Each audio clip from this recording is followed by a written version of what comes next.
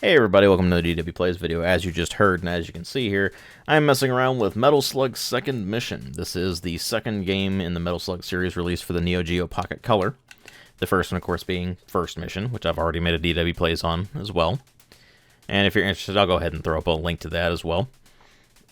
That said, I did mention that I was probably going to do a DW Plays on this one as well. And I also mentioned in the previous video that this is a straight-up better game than the first one is. They were clearly more comfortable developing this one than they were with First Mission, and so they were able to do more with it. It's got more you can mess around with. It's got character select, unlike the previous one, so we'll go ahead and select the alternate character here. It does have a story, not that a story really matters all that much in the Metal Slug series, but it's your classic run-and-gun, side-scrolling, shoot-'em-up kind of game. And unlike the arcade games, it is, of course, rather toned down in the violence department. There's no blood or anything like that, much like with the previous Neo Geo Pocket Color. However, it does have one significant advantage compared to the previous game, which is it has the voice. It's not quite as classically cheesy as the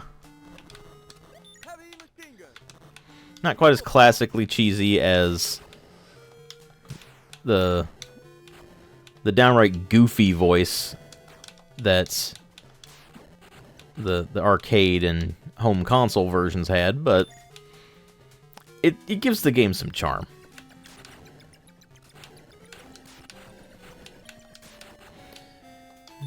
And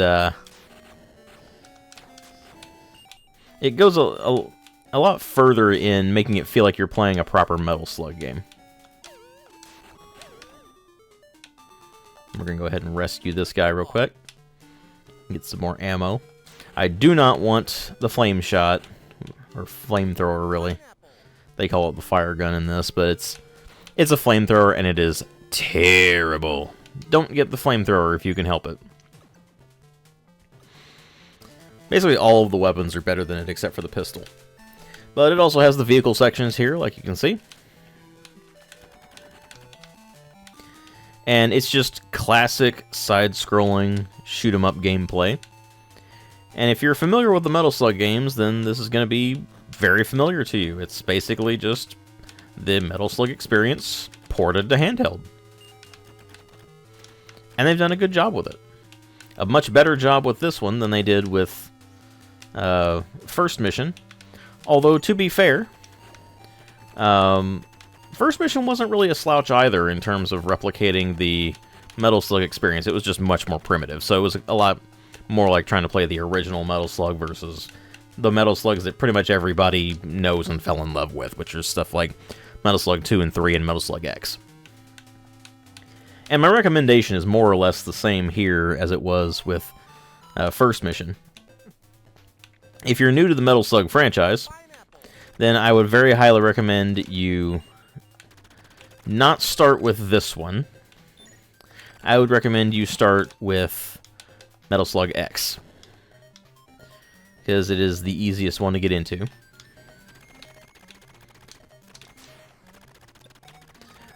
And the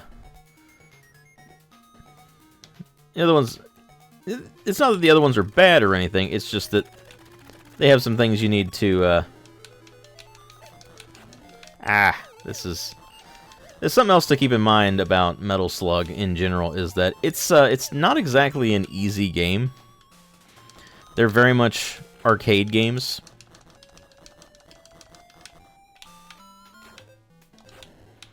And so they have that kind of difficulty. You have one life, and that's it. So if you manage to run out of life, and then you're going to be starting over the entire level. You do get retries, and it's fairly forgiving on the retries. However,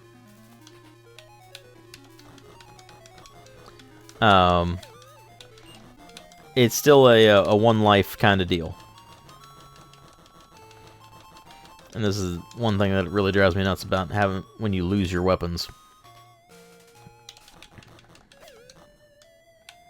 Whenever you lose your weapons,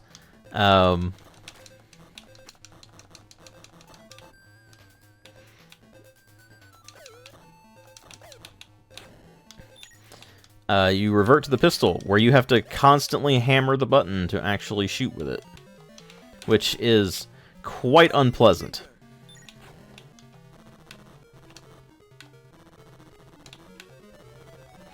So we're just gonna use our glorious heavy machine gun to demolish that. And that gets us to the end of the mission, and I actually think that's a good spot to stop. So, that was Metal Slug's second mission. I'm sure you can tell quite easily just from what I just showed you that this is definitely a better game than the first one. It's more advanced, generally plays better, plays closer to the likes of Metal Slug X and the games that people actually remember fondly. Not that people don't remember the original Metal Slug fondly, but they remember it less fondly than later games in the series that were just more advanced, which is understandable. And so, if you're looking for Metal Slug on a handheld device circa 1999-2000, when the Metal Slug first and second mission games came out, this was a pretty good option. Obviously, it's not quite as great as when you go into the handheld versions of Metal Slug later on down the line that were actually able to much more closely replicate the console and arcade game experience. But at the time these released, they were pretty solid.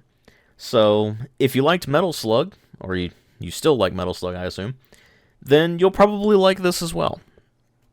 Worth picking up. It's in the Neo Geo Pocket Color Selection Volume 1, along with Metal Slug First Mission and a few other games as well.